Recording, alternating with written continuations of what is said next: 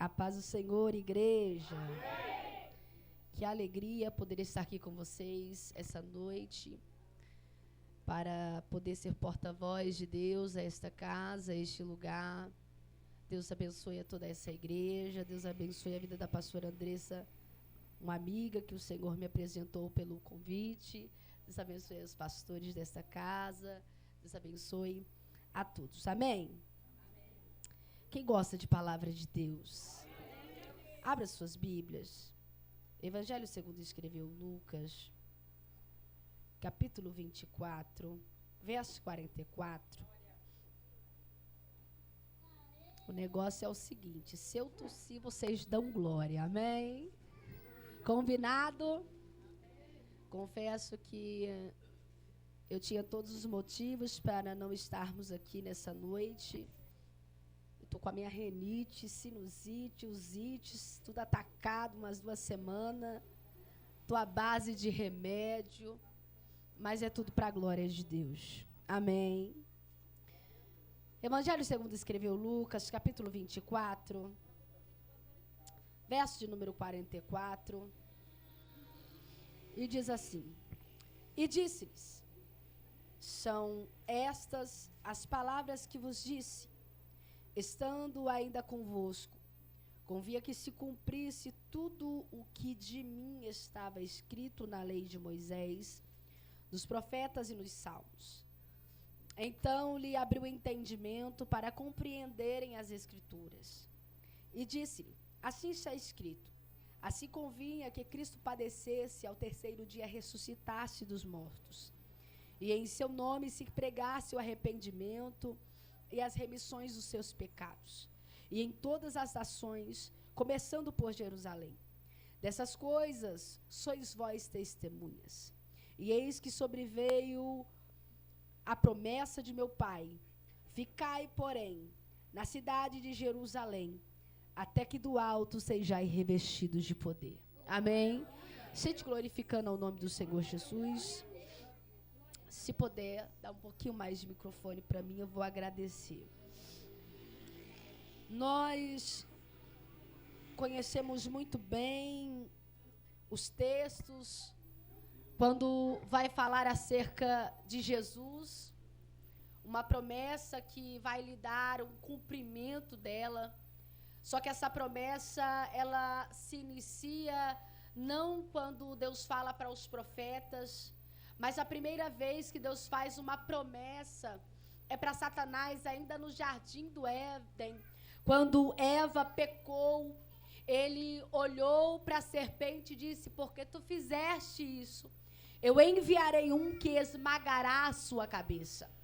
Nós vemos que agora essa promessa, ela começa a iniciar-se quando Deus visita Maria e diz para ela que dentro do ventre dela algo diferente seria gerado, que não era algo terreno, mas algo que provinha do Espírito Santo de Deus.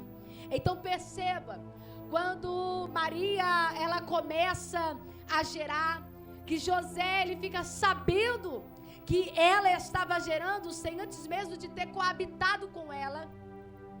A Bíblia vai dizer que José vai querer deixar ela de lado. Só que o texto diz que o mesmo Deus que falou com Maria também falou com José. Perceba que Jesus, ainda no ventre de Maria, antes mesmo de nascer, ele já estava sendo rejeitado por alguém. Por próprio José, marido de Maria. Só que a Bíblia diz que os dias estão passando e vai chegar agora o tempo em que Maria está para dar à luz. O nascimento de Jesus começa a acontecer. É engraçado que agora os magos estão ao encontro de Jesus. Eles passam por Herodes e Herodes diz assim a eles: Olha, quando vocês souberem aonde está o endereço, volte por aqui, fale para mim, porque eu também quero ir adorá-lo. Só que nós sabemos que a intenção de Herodes não era adorar o menino Jesus. A intenção de Herodes era matar a promessa feita por Deus. Só que a Bíblia diz que quando eles chegam lá, que eles adoram o menino Jesus, imediatamente Deus já fala com José, dizendo: José, levanta daí, pega Maria, pega o menino e sai, porque vão procurar matar ele. Perceba que antes mesmo de alguém vir com uma sentença de morte, o Deus que se antecipa, olha para José e diz: levanta, porque tem alguém que vai querer matar a promessa que eu liberei sobre essa terra. Aí a Bíblia diz agora que esses magos, eles vão retornar por outro caminho. Herodes, quando vai ficar sabendo, ele vai ficar furioso. O que vai acontecer? A Bíblia diz agora que ele vai lançar um decreto de morte para que todos os meninos de 2 anos para baixo morressem. Agora há uma perseguição na terra. Só que enquanto tem muita criança morrendo, enquanto tem muitos pais chorando, a Bíblia diz que aquilo que era promessa de Deus estava guardado por ele. Os soldados começam a invadir as casas. Os soldados começam a pegar as crianças, os meninos e matar. Só que aquele que era a promessa de Deus estava guardado por ele. Porque quando Deus ele decide esconder, homem na terra não acha. Mas também quando ele decide apresentar, não tem a quem consiga esconder. Talvez alguém estava olhando e dizendo: não é promessa, por que está escondido? Só que Deus ele tem o tempo certo para cumprir propósito na terra. Talvez essa noite você está aí assentado escutando essa palavra e está dizendo: parece que Deus se esqueceu da palavra que ele liberou para minha vida. Só que Deus está dizendo: eu prefiro você escondido do que morto na mão de Herodes. Eu prefiro te esconder e te guardar por um tempo do que te ver preso na mão do inimigo. Aleluia. Só que a Bíblia vai dizer que o tempo passa e Deus agora visita José novamente e diz: José, pega o menino, retorna, porque aquele que procurava matar o menino não está mais entre nós. Porque se tem uma coisa que é verdade, é essa: tudo aquilo que for pedra de tropeço no nosso caminho para que a promessa de Deus se cumpra, ele arranca. Mas nada vai impedir o cumprimento da promessa de Deus acontecer na nossa vida. A Bíblia diz que José ele vai ficar com medo, porque agora Arquelau, seu filho, está reinando em seu lugar. Só que agora o menino, ele vai começar a crescer. E talvez conforme o seu crescimento, ninguém está vendo nada, mas o menino estava crescendo. Porque não é porque ninguém está vendo, pastora Andressa, que o crescimento não está acontecendo. Porque não precisa ninguém ver. Às vezes nós achamos que as pessoas têm que ter a necessidade de ver o nosso crescimento.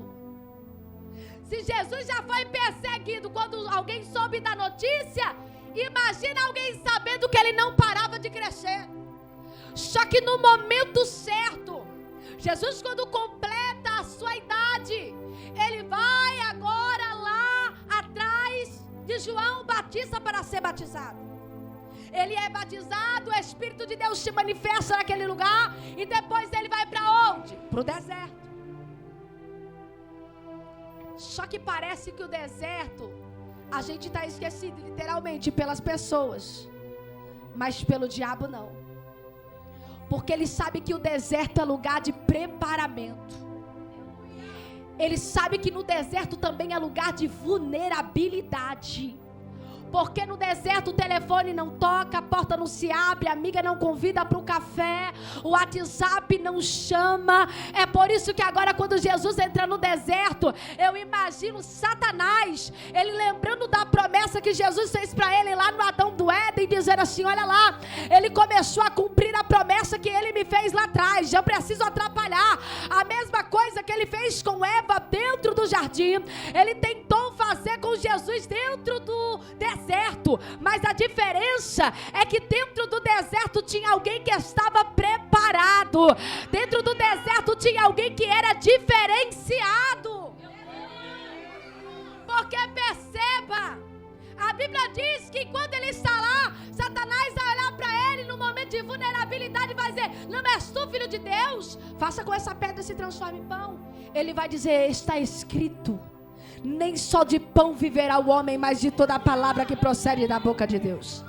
Satanás pega Jesus, leva ele ao pináculo do templo e diz: se tu se prostrar e me adorar, tudo isso aqui será seu. Agora pergunta que não quer calar: se nós somos filhos de Deus, tudo que está aqui é herança nossa, nós temos ela por direito. Então perceba que Satanás está chegando na frente para se antecipar, mostrando para Jesus algo que já era dele. Agora ele vai repreender Satanás, e Satanás vai sair fugido do deserto. Porque se tem uma coisa que Satanás não suporta, é o poder do não e da renúncia que a gente faz. Porque depois de toda a renúncia e de não para as oferendas de Satanás, sempre haverá uma mesa de Deus preparada para mim e para você. Mas vamos lá, eu vou correr. Aí a Bíblia vai dizer agora que Jesus, ele sai do deserto e começa a cumprir seu ministério e fazer discípulos. Ele tem um único intuito quando ele vem à terra. Ele tem um único intuito de curar, libertar, mostrar o caminho para o povo e falar acerca daquilo que estava para acontecer. Realmente, literalmente apresentar a Cristo para esse povo. Só que nós sabemos que no meio da multidão muita gente o rejeitou. Mas sabe o que me chama a atenção? Jesus não estava preocupado com as pessoas que rejeitavam a palavra que saía da boca dele. Porque quem sabe a mensagem que carrega não se preocupa se alguém está aceitando ou não, apenas prega. Sabe por que muita gente não está sendo alcançada? Porque a gente olha para A e para B e diz assim: ah, ele não dá credibilidade para aquilo que sai da minha boca. Só que Jesus mesmo com os fariseus rodeando, porque ele mesmo disse: eu vim para vocês e vocês não me receberam. Mas sabe o que é engraçado? Em momento nenhum ele para de pregar a palavra por causa de alguém que não dá credibilidade. Sabe aquilo que ele estava dizendo? Ele estava dizendo: se crê, amém. Se não quer, eu vou continuar pregando a palavra. Sabe por quê? Eu vim para essa terra para um propósito. Será que você está cumprindo o seu propósito? Ou está dando ouvido para A e para B? É porque tem gente que diz que eu não canto bonito. É porque tem gente que diz que eu não sei pregar. É porque tem gente que diz que eu não sei orar. Ei, Deus, ele não está chamando quem sabe. Ele não está olhando para a tua idade, para a tua estatura, para o teu tamanho. Ele está dizendo: eu estou procurando nessa noite um coração disponível para cumprir o meu propósito. Tem alguém que vai cumprir os propósitos do céu nessa noite? É noite que o céu está gritando ao nosso ouvido, dizendo: eu não te chamei para dar ouvido a quem não dá credibilidade para a palavra que eu coloquei na tua boca. Não quer, não creia. Sabe por quê? A minha missão e a sua é pregar a palavra.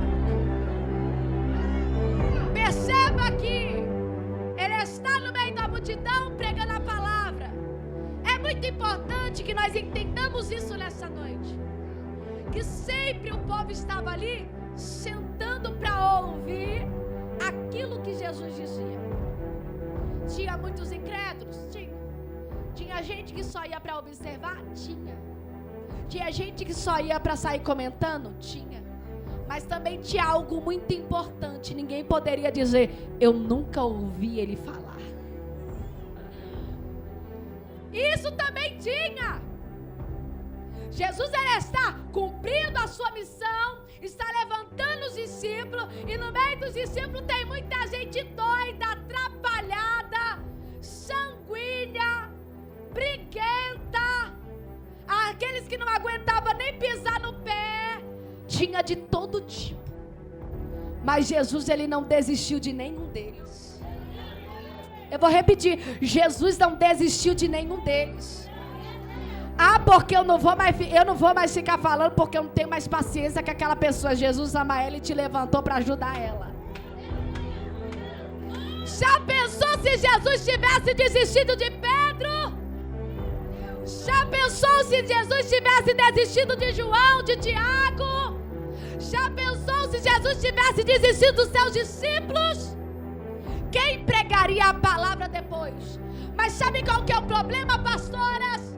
É que o povo quer que a regeneração de alguém seja do dia para a noite. Ei, isso aqui não é miojo não, é evangelho. Isso aqui não é algo instantâneo não. Que a gente vai orar, a pessoa vai se converter e do dia para a noite vai virar santo. Eu vou falar uma coisa para vocês, tem 8 anos que eu prego a palavra, e toda vez que eu vejo alguém se levantando emocionado, eu digo, não vai longe. Daniela, por quê? Porque a obra de Deus na nossa vida, ela é um processo. Por que tem muita gente que se converte hoje e muda por causa de alguém? Porque muda por causa de alguém. Eu conheço pessoas que aceitaram Jesus, que começaram a seguir uma vida com Cristo. Não sei porque eu estou falando isso, mas o Senhor sabe. Que começaram uma vida com Cristo, e por causa do povo mudou por fora. Mas isso eu não estou falando sobre short, nada disso. Eu estou falando assim, sobre adotar uma santidade exagerada, quando na verdade a Bíblia fala pra gente ser temperado. Preste atenção. E a pessoa não conseguir permanecer, porque a mudança de Cristo, ela não vem de fora para dentro, ela vem de dentro para fora. Agora perceba, há uma necessidade igual, sentar para ouvir, para na hora da adversidade você se lembrar dessas palavras. É bem verdade que os discípulos que estão ouvindo Ele, quando Ele morre, vão ficar tristes, não vão entender nada, quando na verdade o próprio Jesus Cristo se assentou com Ele e falou acerca daquilo que estava para acontecer. Agora preste atenção, os dias estão se aproximando. Qual dia, Daniela? O dia da sua morte. Ele fala acerca de tudo o que iria acontecer. Ou seja, ele alerta os discípulos, porque aquele que anda com Jesus não fica enganado. Aquele que anda com Jesus não fica confundido. Aquele que anda com Jesus e ouve a sua voz não fica perdido no meio do caminho. Aquele que anda verdadeiramente com Jesus o consulta e dificilmente quebra a cara com alguém, porque quando isso vai acontecer, Deus já começa a avisar, dizendo, olha, vigia com fulano, vigia com ciclano, você só não enxerga se você não quiser, mas que Ele avisa, Ele avisa. Quem às vezes fingiu cegueira a voz de Deus? Eu não vou mentir, tem só eu aqui? Tem mais alguém ou eu estou sozinha? Principalmente quando se trata de pessoas. A gente começa a olhar e dizer, não, fulano não vai fazer isso não. Ela não é isso, não, deve ser coisa da minha cabeça, quando na verdade o Espírito Santo está nos avisando e nos alertando. Então Jesus, ele fala acerca dos discípulos, acerca do que iria acontecer. Aí vamos lá. Eles estavam agora reunidos. Para que, Daniel? O que está acontecendo? A última ceia. Na última ceia a gente vai acontecer de tudo. Diga de tudo. Porque quando a promessa está próxima a se cumprir, pode se preparar.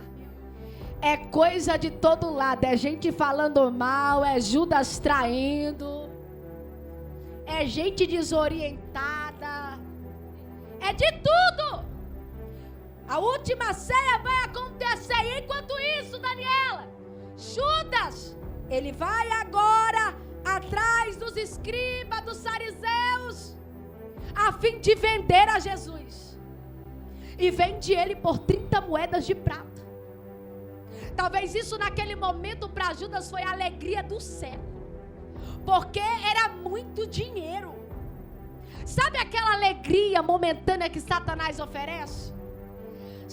Eu estou escrevendo um livro que tem um capítulo lá que diz assim, apenas uma oportunidade.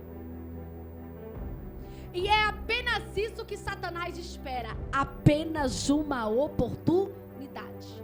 Ele enxergou em Judas a oportunidade que ele precisava. Por quê?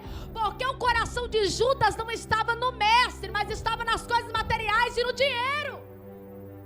Então perceba, ele vem de Jesus e ainda tem a cara de pau de se assentar à mesa. Está todo mundo reunido. Jesus agora ele vai chegar. Antes de tudo, Jesus vai fazer um ritual. Qual?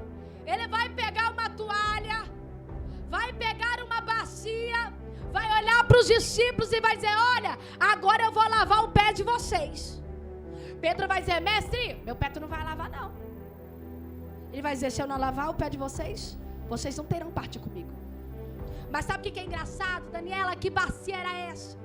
Essa é a bacia que lá no livro de Êxodo, Deus orientou a Moisés dizendo: Moisés, pega essa bacia, coloca ela lá dentro do átrio. O átrio era a primeira parte que se entrava, onde acontecia o processo de purificação.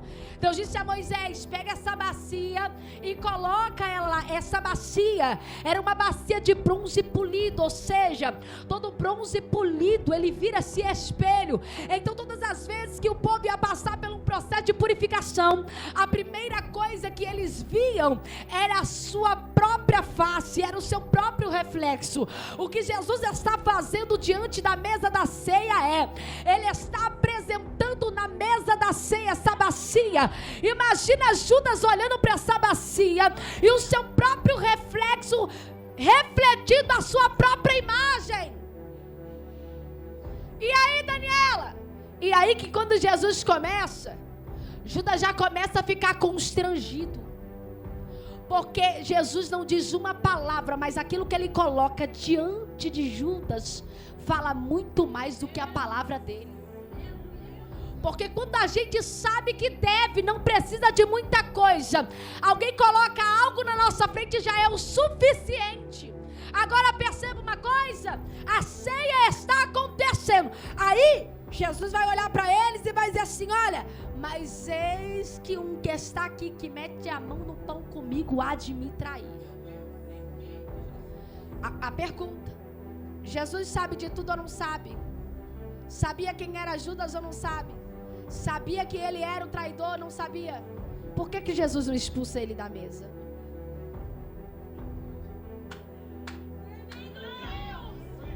Porque não fala sobre Judas, fala mais sobre Jesus do que sobre ele.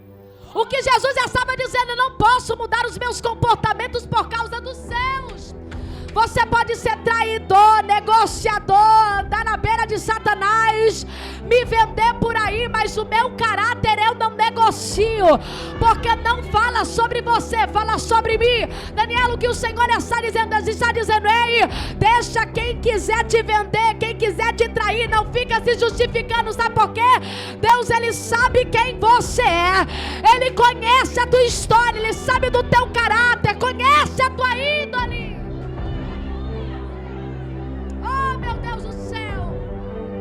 Em nenhum momento Jesus envergonha ele. Sabe por quê? Porque Deus, diferente da gente, ele é um Deus de oportunidade. Eu duvido que se você soubesse que dentro da tua casa está entrando alguém que te vende, se você deixaria ela continuar lá. Tu automaticamente faria um escândalo, jogaria os prints na mesa, mostraria os áudios e colocaria a fofoqueira para correr. Só que Jesus está dizendo: estou prestes a receber algo muito maior, isso não vai atrapalhar o meu propósito. Jesus não expulsa ele, mas deixa ele. Sabe por quê? Porque o nosso comportamento é a maior Bíblia pregada. Tem gente que não vai se converter por causa de um versículo que você lê, mas tem gente que vai se converter com o seu comportamento, olhando para você dizendo: eu preciso servir a Jesus por causa dessa mulher. Olha a vida dela, olha como ela anda, olha o caráter dela. Eu tenho visto que verdadeiramente ele e ela é um homem e uma mulher de Deus. Pastor, doutor Billy Graham diz: nós somos a Bíblia mais atual pregada. Então perceba, eles estão na mesa da ceia, Jesus sabe sabe que isso vai acontecer, ele sabe quem é o traidor, mas ele não fala o nome de Judas. A primeira oportunidade, já tiraria um print, colocaria lá no Instagram para todo mundo ver, denunciando a pessoa. É os dias atuais. Só que Jesus, o mestre, ele está vivendo tudo isso, mas ele estava dizendo, ainda que na minha mesa tem um traidor, tem ainda 11 que não se corrompem. Sabe qual que é o problema? A gente olha mais para a minoria do que para a maioria. A gente dá mais atenção para a minoria que está falando da gente do que para a maioria que está torcendo por nós. Aí sabe o que a Bíblia vai dizer agora? Que Judas se constrange diante daquilo e sai. O que ele vai fazer, Daniela? Vai lá vender Jesus. Enquanto isso, Jesus ele vai dizer assim, vamos, eu vou ler aqui para vocês. Vamos lá. Para onde, Daniela?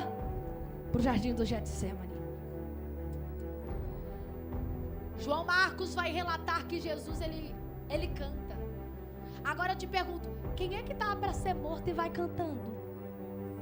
Você vai cantando, pastor? Você vai?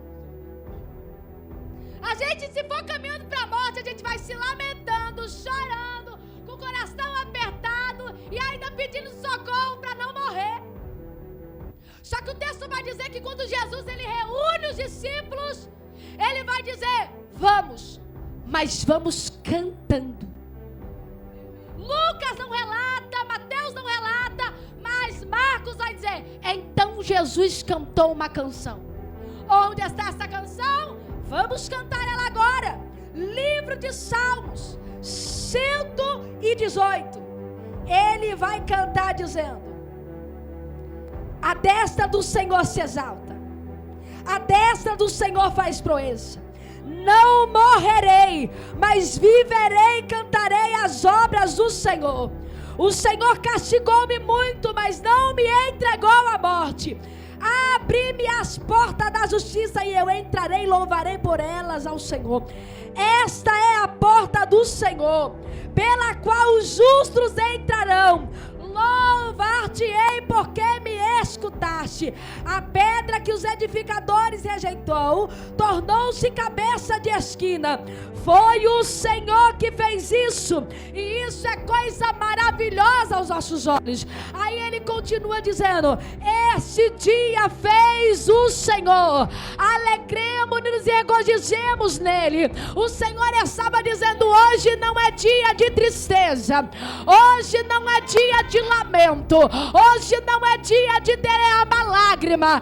Esse dia quem fez foi o Senhor, já estava na agenda dele. Vamos louvar, então vamos celebrar. Começa a cantar aí comigo.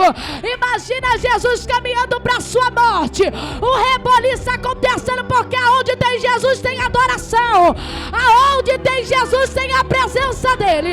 Imagina Jesus cantando, dizendo, vamos nos alegrar, porque esse dia quem fez foi o Senhor. Oh, aleluia! Eles estão lá, entram no Getsemane. Aparentemente o Getsemane é um lugar lindo, é bonito. Agora perceba uma coisa, o Getsemane no seu original quer dizer Getsemane, ou seja, lugar de prensa. Jesus está entrando no lugar de prensa agora. Todo um simbolismo do que ele viveria na cruz do Calvário.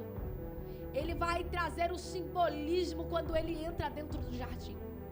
O Jardim das Oliveiras, conhecido por Getsemane. Agora perceba uma coisa. Você já estudou sobre a azeitona? Você já estudou como é o seu preparo? Quem gosta de azeitona, levanta a mão.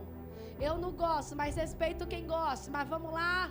Para quem gosta é muito gostoso, é muito saboroso. Só que o processo da azeitona é o seguinte: Antes de qualquer coisa, a azeitona era colocada debaixo de uma pedra, porque a primeira coisa que era quebrada era a sua casca. Depois, elas passavam-se de 15 a 30 vezes em 4 prensas, para poder ser extraído o melhor azeite.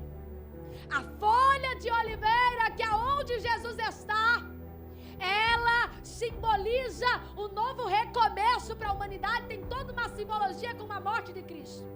Perceba que quando ainda Noé, navegando sobre as águas do dilúvio na arca, quando ele solta aquela pomba, ela traz em seu bico uma folha de oliveira. A folha de oliveira, ela simboliza o novo recomeço para a humanidade. Então, quando Jesus ele entra dentro do jardim do Getsemane, o que ele está dizendo é: a partir de agora se inicia o novo recomeço para a humanidade. Preste atenção, a Bíblia diz agora que Jesus está lá dentro. Os discípulos ele vai convidar para orar com ele. O que os discípulos vão fazer? O que os discípulos vão fazer? Jesus está em tremenda agonia.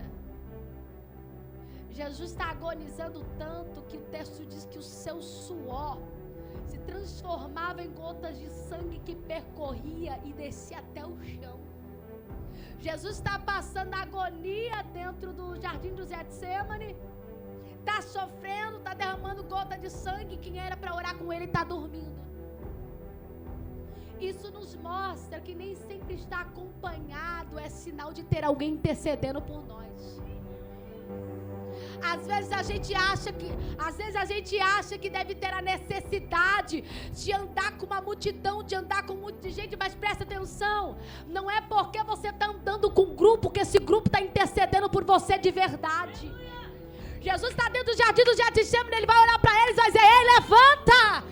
Vocês não conseguem orar comigo nem pelo menos uma hora. Jesus não estava pedindo nada, apenas uma oração.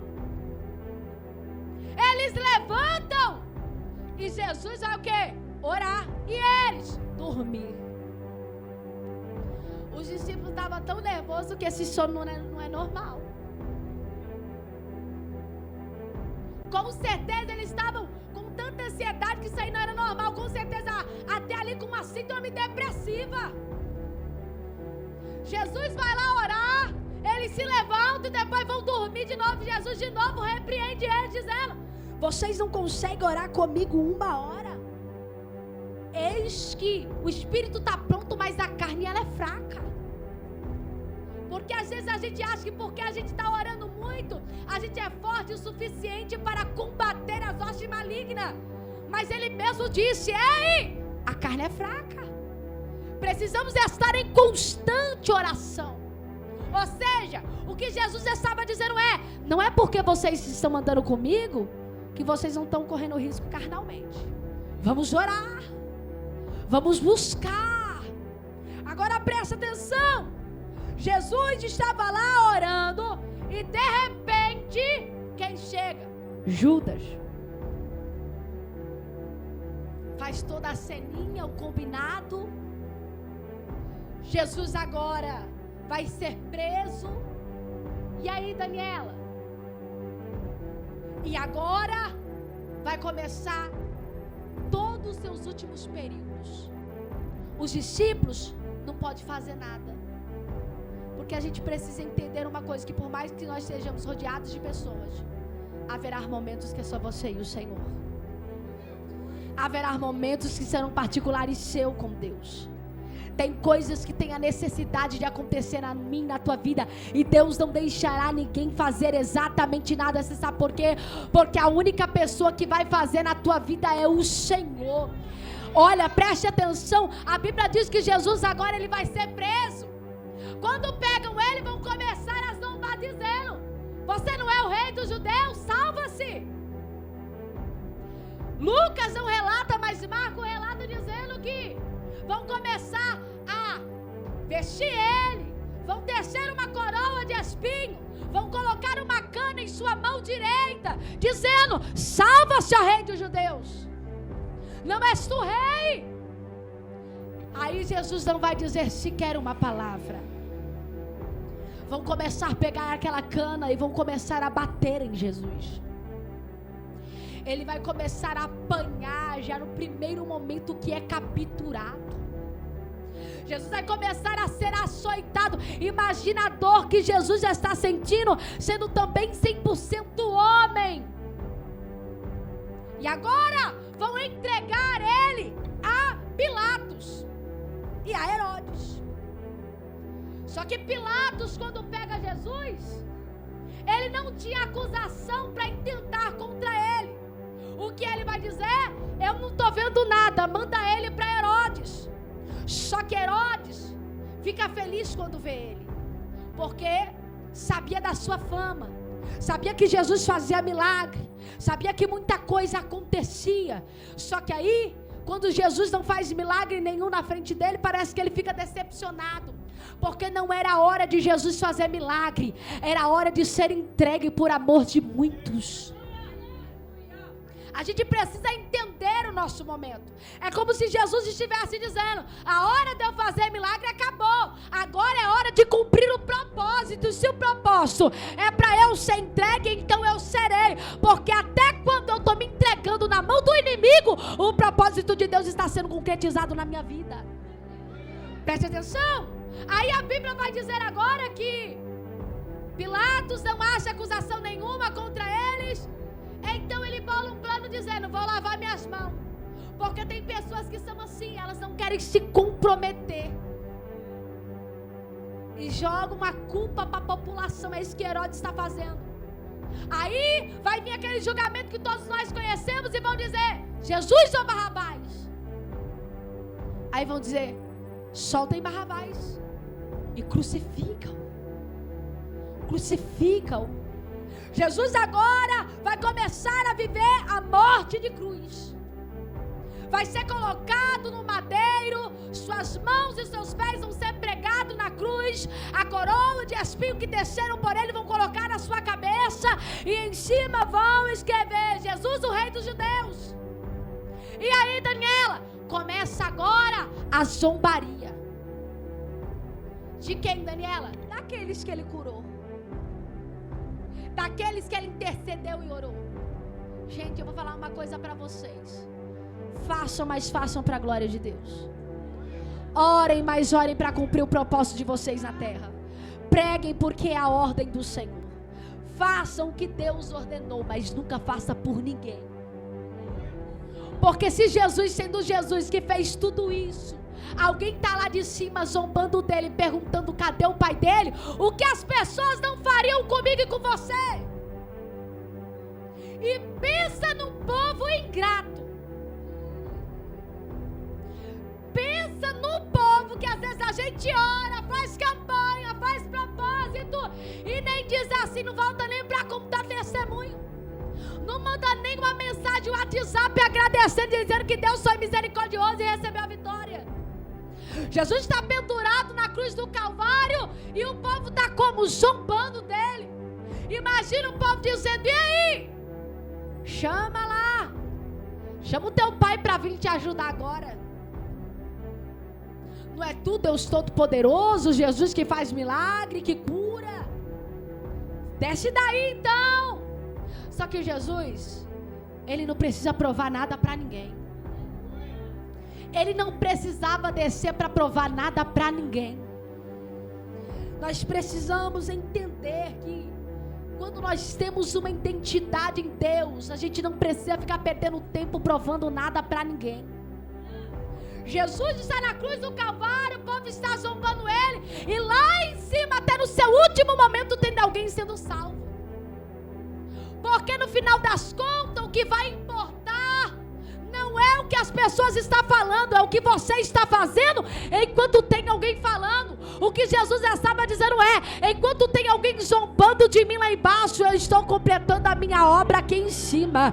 Enquanto tem alguém preocupado onde está o meu pai, tem alguém aqui do meu lado que está se rendendo a Ele. Deus está dizendo: alguém nunca vai ser sobre aquilo que alguém está falando, mas aquilo que você está fazendo enquanto tem alguém falando.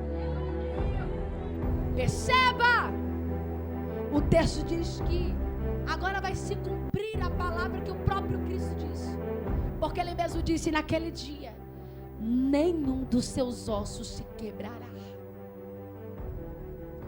A palavra de Jesus para aquele povo é: Pai, perdoa-os, porque eles não sabem o que falam. Difícil, né? Como que nós reagiríamos diante de alguém que está questionando o Deus que a gente tem?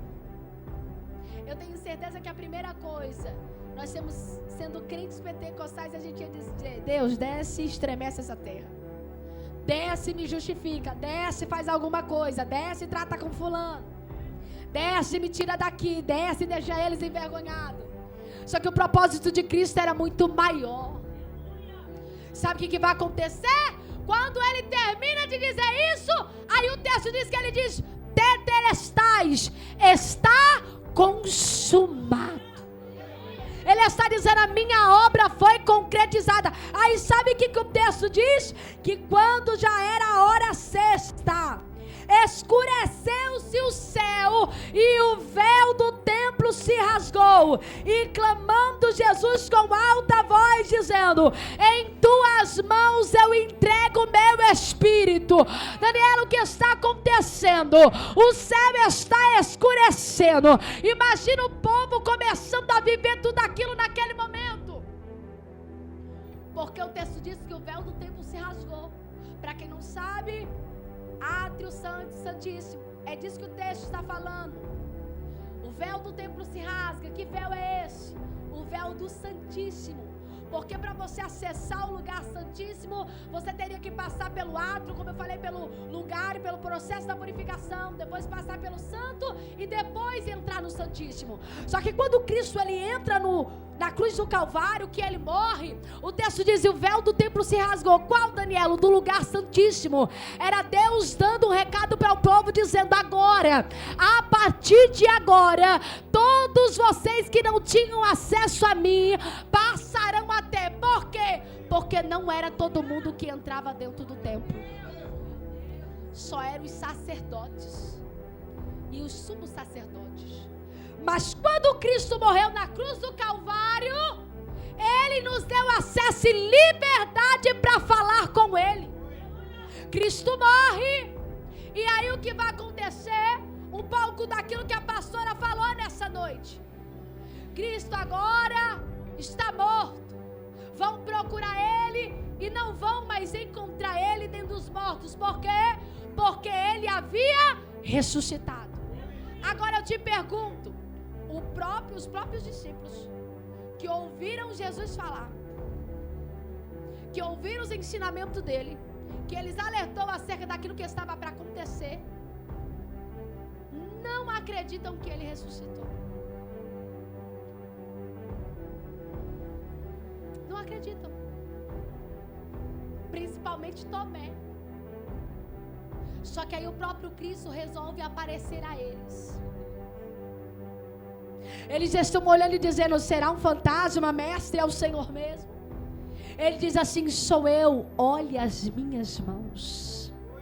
Por acaso o Espírito come, prepare uma mesa que eu vou comer com vocês hoje. Ele volta, fica durante um tempo de 40 dias com esse povo, com os seus discípulos, agora trazendo ordenações acerca daquilo que eles iriam fazer. Ou está achando que Deus os instrui para ficar sentado? Deus, Ele nos traz instruções, ensinamentos, simplesmente para nós começarmos a fazer o ID do Senhor. A obreira estava aqui falando apresentando os visitantes, E era nítido a timidez dela. E eu estava falando aqui para as pastoras: meu Deus, ela é melhor que eu, porque eu não conseguia nem apresentar visitante, de tão tímida que eu era. Mas preste atenção, Jesus, ele não nos chama e nem nos instrui apenas para ocupar um banco de cadeira. Daniela, eu preciso de um cargo eclesiástico? Não, porque Jesus disse: ide por todo mundo, pregai o meu evangelho a toda criatura. Cristo nos deu uma missão, Ele deu uma missão a mim e deu uma missão para você e para todos nós que estamos aqui nesta noite, dizendo: vocês têm uma missão de fazer o ide de Deus, ide. Aí, só que aí tem uma instrução valiosa. Ele vai dizer a eles: olha, eu vou, mas a partir de agora vocês vão lá para Jerusalém e fiquem lá. Fiquem lá até que vocês sejam revestidos de poder. Ou seja, vocês estão com a minha presença, estão com a minha palavra, mas ainda precisa de algo maior. Porque aí ele diz: e vocês expulsarão demônios. Vocês terão poder e autoridade para pisar em serpentes e escorpiões. Aí o que acontece? Eles vão lá agora. Para onde? Para Jerusalém. Eles vão ficar agora em Jerusalém e vão ficar lá como? Orando, buscando a face do Senhor. Você acha que o Espírito de Deus desceu no primeiro dia? Claro que não. Desceu no segundo, no terceiro? Claro que não. Porque Jesus, ele nos conhece, ele sempre vai nos testar e vai ver até quanto tempo a gente suporta para receber aquilo que ele tem para nós. Eles estão lá. Aí o texto vai dizer que enquanto eles estavam lá, de repente. Daniela, foi do nada? Não, foi de repente. Porque quem vive do nada não espera nada, mas quem vive esperando de repente de Deus vive coisas sobrenaturais. É quando você menos espera que a promessa dele começa a ser concretizada. Aí o texto vai dizer: e de repente veio o som do céu como um vento veemente impetuoso e começou a encher toda aquela casa, e todos começaram a ser cheios do Espírito Santo de Deus, falando em línguas repartidas como de fogo. A casa está tomada da glória de Deus. Eu imagino que o povo estava como, pastora? Um de um lado dando glória, outro do outro dando glória a Deus, o lá do fundo dando aleluia, o da frente dando glória a Deus, e de repente a presença de Deus tomando o ambiente, porque aonde tem distração, a presença de Deus ela não entra.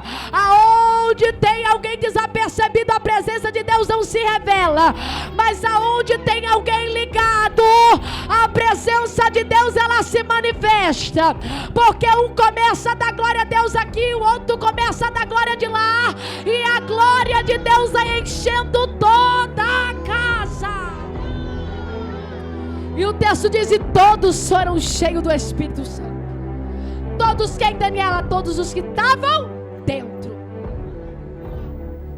Todos os que estavam dentro. Aí, preste atenção. Quem estava do lado de fora vai começar a dizer: esse povo não está normal. Este povo está embriagado. Não, estão beberam muito vinho, não é possível. Só que aí se levanta Pedro. Quem? Aquele que cortou a orelha do soldado. Se levanta quem? Pedro, aquele que negou Jesus. Se levanta quem? Pedro, aquele que queria desistir. Ele começa a olhar para esse povo e dizer assim: não, nós não estamos embriagados. O que está acontecendo aqui foi a profecia dita pelo profeta Joel, dizendo: e nos últimos dias acontecerá, diz o Senhor, que eu derramarei o meu Espírito sobre toda a carne, e os vossos filhos, as vossas filhas profetizarão, e os vossos jovens terão visão, e os vossos velhos serão sonho. Pedro, cheio do Espírito Santo, ele começa a pregar a palavra do Senhor. Resultado: 3.000 almas se rendem ao Senhor. A igreja começa com 11, com 12, diminui para 11 porque Judas se suicida. Só que Matias, que é o escolhido, entra no lugar de Judas. Quando eles vão para Jerusalém, a igreja começa com 120 pessoas crescendo. E depois da pregação de Pedro, 3.000 almas se rendem ao Senhor. Daniela, não estou entendendo. Perceba o que o crente cheio do Espírito Santo faz. Quando nós somos cheios do Espírito Santo de Deus, alguma coisa tem que acontecer. E pode ter certeza de uma coisa: sempre vai ter alguém para confrontar.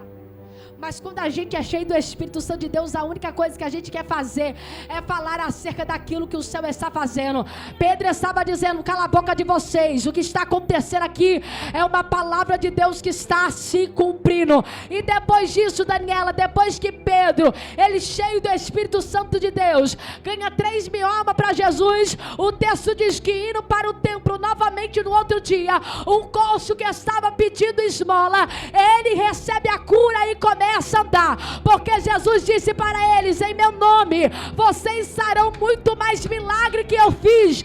Então o Senhor está dizendo para nossa vida agora, nessa noite de ceia: ei, muita coisa no meio da caminhada pode acontecer, mas tudo é propósito de Deus, tudo é para o nome dele ser glorificado. Porque depois do Getsemane, depois da morte de cruz, que alguém talvez pensou que era o final, era Jesus dando recado para muitos: eu ressuscitei. E não ressuscitei para brincar, eu ressuscitei para cumprir a promessa de meu Pai. Promessa que ele fez lá no Jardim do Éden. Depois disso, orientar aos meus discípulos, dizendo a ele: eu vou, mas eu deixarei para vós o Espírito Consolador. Amém?